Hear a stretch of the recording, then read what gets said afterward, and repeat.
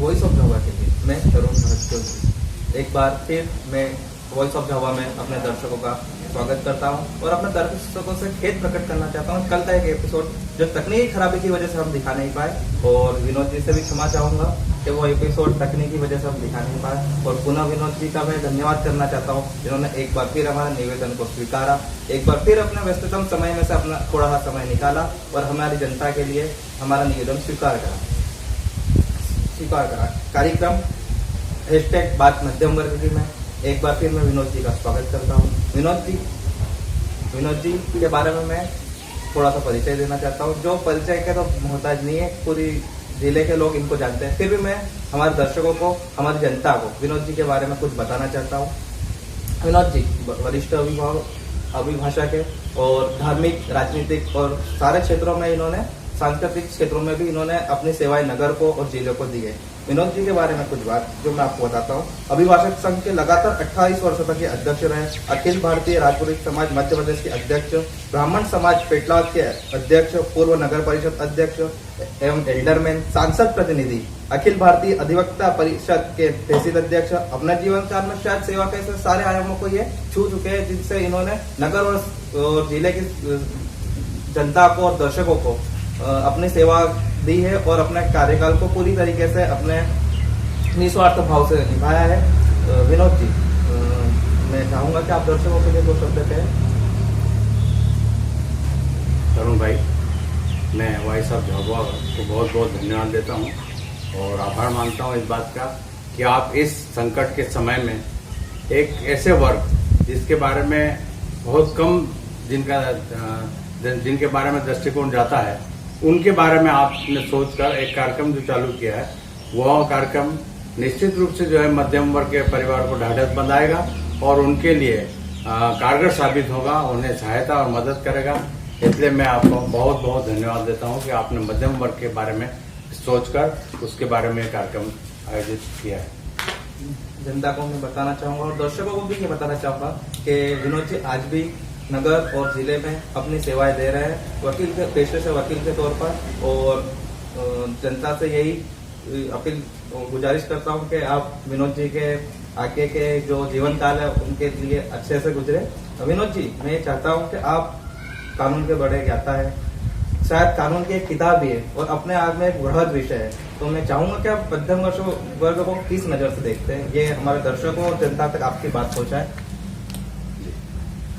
मध्यम वर्ग के संबंध में जब विचार करते हैं या मध्यम वर्ग की जब अपन परिभाषा देखते हैं, तो उसके लिए मैंने जो अपनी हिसाब से परिभाषा जो आकलन किया है, उसमें सबसे पहला तो वो वर्ग आएगा जो शासकीय सेवा में है और जिनकी सीमित आय है। वे लोग मध्यम वर्गीय हैं जो एक सीमित आय में अपना गुजर बसर करके और अपना परिवार चलाते हैं।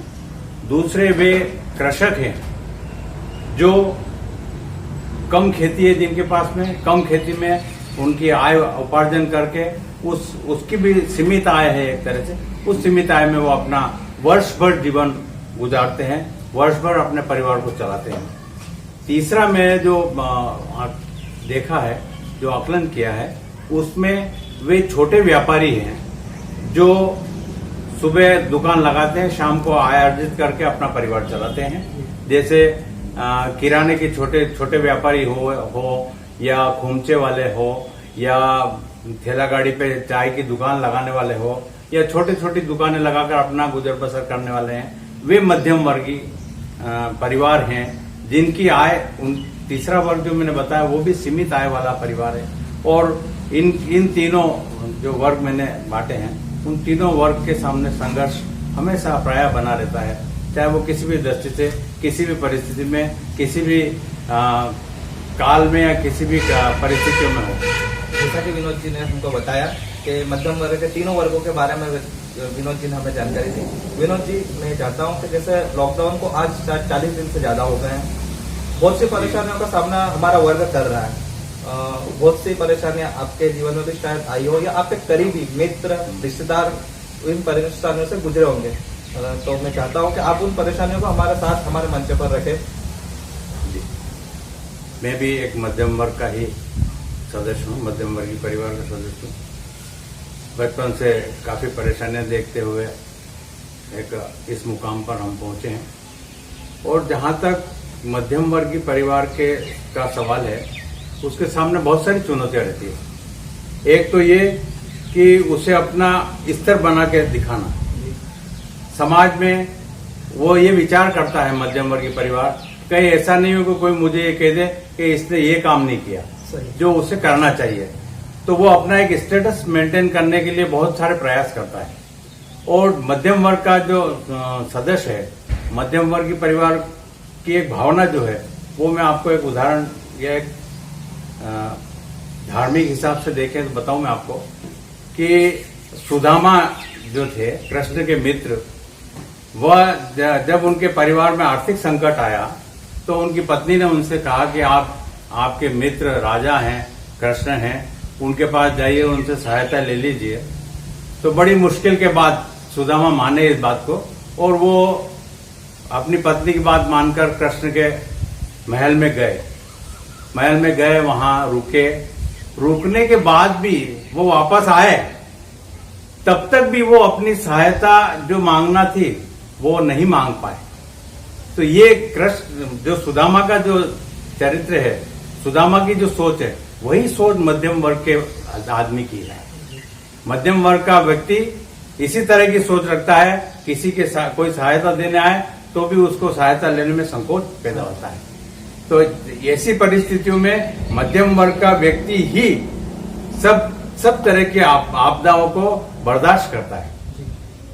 अब इसमें देखें कि ये जैसे लॉकडाउन वाली स्थिति आई, इसमें भी कुछ सीमित आय वाले जो छोटे व्यापारी है, जैसे छोटे व्यापारियों का व्यवसाय पूरी तरह बंद हो चुका। अब उस व्यवसाय बंद होने से उनके परिवार में क्या स्थिति निर्मित हुई, उसका आकलन हम नहीं कर सकते, क्योंकि वो तो रोज कमाना रोज खाने वाली स्थिति है। अब उनके पास जो पूंजी, संग्रहित पूंजी है, उस पूंजी का कोई रोज कमाना रोज खाने वाले के पास संग्रहित पूंजी की भी कोई उम्मीद नहीं कर सकते कि उनके पास कोई ज्यादा संग्रहित पूंजी होगी। तो आज की परिस्थिति में सबसे ज्यादा यदि लॉकडाउन का या इस वैश्विक महामारी का प्रभाव यदि है तो मध्यम वर्गीय परिवार पर ही है। वही परिवार सबसे ज्यादा तकलीफ देख रहा है इसमें। और इस तकलीफ को सहन करना और इस परिस्थितियों में उसे जीवन यापन करना बहुत ही कठिन गुजर रहा है।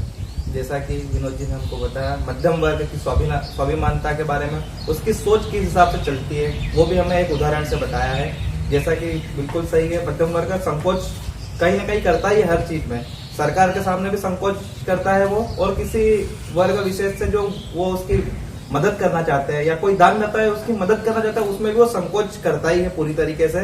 वो अपने आप को एडजस्ट नहीं कर पाता है या वहां पर उस परिस्थितियों में ढाल नहीं पाता है वो, कि किस तरीके से मैं वहां पे फिट बैठूं या किस तरीके से मैं अपनी बात प्रकट कर पाऊं। मेरा ये अगला प्रश्न विनोद जी से है कि ये तो हो गई हमारी मध्यम वर्ग के परिस्थितियों के बारे में। मध्यम वर्ग शायद आर्थिक स्थितियों से कुछ ज्यादा ही असफल हो रहा है, शायद ज्यादा ही मतलब कहना चाहे तो उसकी आर्थिक स्थिति ज्यादा ही गिर गई है। वो अपने आप में अपनी जो जरूरत है उनको भी पूरा नहीं कर पा रहा है कहीं ना कहीं। तो आप उसके बारे में भी जनता और हमारे दर्शकों को बताएं। मध्यम वर्ग के मैंने जैसे बताया आपको कि जो 3 वर्ग मैंने बांटे हैं, उसमें तीनों की परिस्थितियां अपन देखें तो तीनों परिस्थितियों में तीनों वर्ग के लिए आज आर्थिक संकट बहुत ज्यादा विकट है।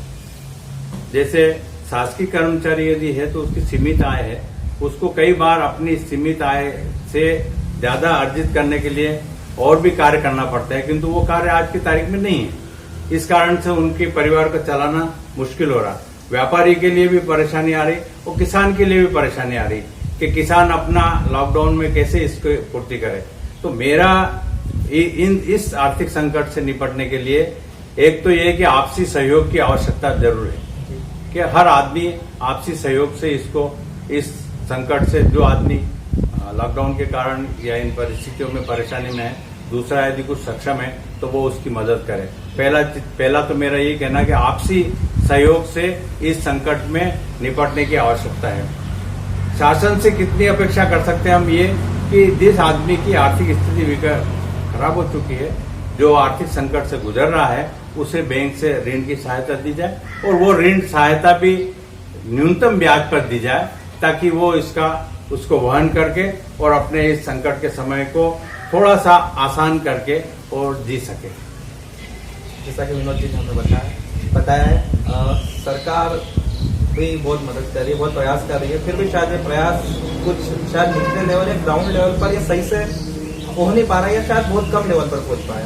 आप हर पद पर रहे, सामाजिक, राजनीतिक और धार्मिक सारे स्तरों पर आप रहे, आपने बहुत सेवा दी नगर को और जिले को। मैं चाहूंगा कि सरकार से कुछ आप अपील करें या कुछ बात कहें जो वहां तक पहुंच सके, या कुछ सुझाव जो हमारे प्रधानमंत्री जी, मुख्यमंत्री जी, विधायक, सांसद महोदय, नगर के गणमान्य नागरिक जो कि नगर में अपनी सेवा देते हैं, पार्षद और नगर अध्यक्ष तक आपकी कुछ बात पहुंच पाए। तरुण भाई, वैसे इस परिस्थिति में शासन की ओर से जो सुविधाएं मिलना थी वो तो शासन के द्वारा घोषणा की जा चुकी है, किंतु उसमें भी मध्यम वर्ग के लिए जो सहायता या जो सुविधाएं होना चाहिए उसकी कमी नजर आती है। मूल रूप से मध्यम योजना जितनी बन रही है वो निचले वर्ग के लिए है, बड़े उच्च वर्ग के लिए। मध्यम वर्ग, सबसे पहली चीज तो है कि मध्यम वर्ग मतलब दो चीजों के बीच में फंसा हुआ वर्ग, दो पार्ट के बीच में फंसा हुआ वर्ग है जो जिसका पिछाना निश्चित है।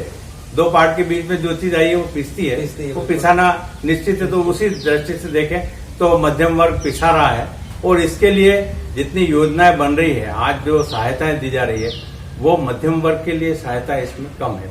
इसलिए मैं आपके इस माध्यम से मेरी आवाज प्रधानमंत्री जी तक पहुंचे कि मध्यम वर्ग के लिए योजनाएं बनाई जाए, मध्यम वर्ग के लिए कुछ राहत घोषित की जाए। माननीय आदरणीय प्रधानमंत्री जी वैश्विक महामारी से कुशल नेतृत्व के तहत जो है अच्छी तरह से फेस कर रहे हैं, और निश्चित रूप से उनके इस नेतृत्व में हम वैश्विक महामारी से अच्छी तरह लड़के वैश्विक महामारी को समाप्त करेंगे। प्रदेश के मुख्यमंत्री आदरणीय शिवराज सिंह जी के द्वारा सजगता से पूरे इस दुर्गम परिस्थितियों में भी सहायता दी जा रही है, कुशल नेतृत्व उनके द्वारा भी किया जा रहा है। हमारे क्षेत्रीय सांसद आदरणीय गुमान सिंह जी डामर भी इस कार्य में लगे हुए हैं। क्षेत्र के विधायक एवं नगर पंचायत के अध्यक्ष वे भी इस काम में लगे हुए हैं। और इस समय में सबसे आवश्यक ये मानता हूं कि जो पुलिस कर्मचारी हैं, जो स्वास्थ्य विभाग के कर्मचारी हैं, जो नगर पंचायत के कर्मचारी हैं, वे साधुवाद के लायक हैं, जो इस कोरोना वैश्विक महामारी में लोगों की सेवा कर रहे हैं, अपने घर से बाहर निकलकर अपनी जान को हाथ में हथेली में लेकर जो है सेवा का कार्य कर रहे हैं। उनका बहुत बहुत आभार मानते हैं और बहुत बहुत धन्यवाद। जैसा कि आपने सुना, विनोद जी ने सरकार से और जनप्रतिनिधि से और सभी से ये अपील की है, जो कि बहुत ही प्रेरणादायक है और मुझे भी कहीं ना कहीं पसंद आई है। विनोद जी, मैं आपसे ये चाहता हूँ कि जैसे हमारी सारी जनता, दर्शक ये चाहता था कि आपका ये एपिसोड हो, आप फिर से हो और वापस आपने हमारे निवेदन स्वीकारा है। मैं चाहता हूँ कि आप भी चाहते हैं, या कोई व्यक्ति या कोई शख्स या कोई संस्था जिनके विचार इस मंच तक पहुंचे और हमारे दर्शकों और जनता उनको सुन सके, तो आप उनका कुछ नाम या उनका बारे में बताएं जिनको हम इस मंच तक लाने का प्रयास करें। मेरी निगाह में जो एक अच्छे कुशल पत्रकार, अच्छे विचारक और बिंदास बोलने वाला व्यक्ति जो है वो हरिशंकर पवार है। मैं चाहता हूं कि हरिशंकर जी पवार को आप आपके भाई साहब ढाबा में बुलाकर उनके विचार भी श्रवण करें, उनके विचार भी जनता तक जाए, यही मेरा अनुरोध है। जैसा कि विनोद जी ने अपनी तरफ से वरिष्ठ पत्रकार जी का नाम लिया है, अगर मेरी आवाज कहीं ना कहीं वहां तक पहुंच रही है तो मैं उनसे चाहूंगा कि आप भी वो इस मंच पे आए, अपना समय दे, अपना अमूल्य समय हमारी जनता और दर्शक तक रखे और उनके जो विचार है हमारी जनता, दर्शक और हम तक पहुंचे। वॉइस ऑफ ढाबा में मैं मेरे दर्शकों का भी आभार प्रकट करता हूं और खास विनोद जी का आभार प्रकट करता हूं, जिन्होंने 2 बार हमें टाइम दिया और इस प्रोग्राम को प्रसारित करने के लिए समय दिया। इन्होंने अपने व्यस्ततम समय में से समय निकाला और मैं मेरी जनता से भी कहना चाहूंगा कि आपने भी हमें बहुत प्रेम दिया, क्योंकि हमें इस स्नेह का पता कल चला जब ये हमारा एक एपिसोड जो विनोद जी के साथ होना था, जो हो नहीं पाया। थोड़ी देर बाद हमारे पास फोन आने लगे कॉल आने, मैसेज आए, व्हाट्सएप कॉल आए, इंस्टाग्राम पे और हमारे जो फेसबुक आईडी है वहां पे भी कमेंट आने लगी कि विनोद जी का एपिसोड क्यों नहीं आया। तो उनको हमने बताया कि ये तकनीक खराबी होने के कारण ये एपिसोड आज नहीं हो पाएगा और पुनः ये हमने एपिसोड आज रखा संडे स्पेशल के नाम से। विनोद जी आपका स्वागत करता हूँ, अब आभार प्रकट करता हूँ और मेरे आने वाले जो वरिष्ठ पत्रकार है उनका स्वागत करना चाहूंगा इसमें, जो हमारी मुहिम से जुड़े। वही सब में आपका स्वागत है विनोद जी और हमारे दर्शकों का भी स्वागत करता हूँ मैं।